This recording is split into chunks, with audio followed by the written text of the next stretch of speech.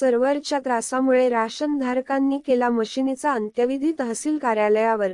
किडीवर pass machine ठेवून तहसीलवर अंत्यविधी आंदोलन.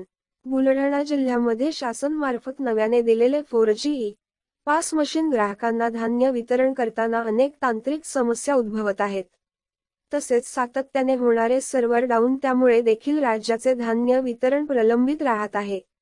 या समस्याकडे राज्य शासनाचे लक्ष वेधण्याकरिता अखिल महाराष्ट्र राज्य संग्रामपूर तालुक्यातील स्वस्त धान्य दुकानदार यांनी आज दिनांक 5 ऑगस्ट 2024 रोजी पुरवठा विभाग ते तहसील कार्यालय पर्यंत थेट बांबूच्या साहाय्याने बनवलेली किडी आणि त्या किडीवर टाकलेला पांढरा कपडा, त्यावर गुलाबाच्या पाकळ्या टाकून त्या किडीवर तालुक्यातील स्वस्त धान्य दुकानदारांनी चक्क पास मशिनी ठेवून एका व्यक्तीच्या हाती दोरीने बनवलेले त्यावर छोटे मटके ठेवून टिटव दिले. तसेच डफडे वाजवत गाजवत पास मशीनचा अंत्यविधी करण्यासाठी संपूर्ण तालुक्यातील स्वस्त धान्य दुकानदारांनी या अंत्यविधीमध्ये सहभाग घेऊन पुरवठा विभागातून पायी तहसील कार्यालयासमोर पास मशीनच्या अंत्यविधीचे तालुक्यातील स्वस्त धान्य दुकान करण्यात आले आणि पास मशिनी तालुक्यातील सर्वच धान्य दुकानदारांनी तहसील कार्यालयामध्ये जमा करून धान्य वितरण करणे बंद केले.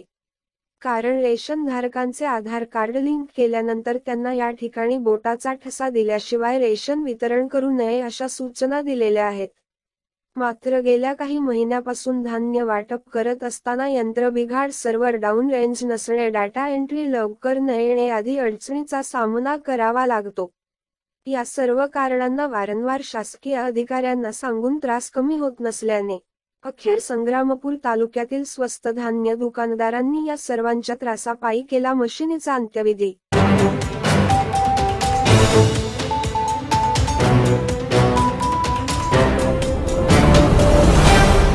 त्यांना 2 सिम दिले, एक व्हिया आणि एक जिओ. त्या पण काहीच काम देत नाहीत. आम्हाला ते मोबाईलवर कनेक्ट करता मशीनला चालवावं लागतात.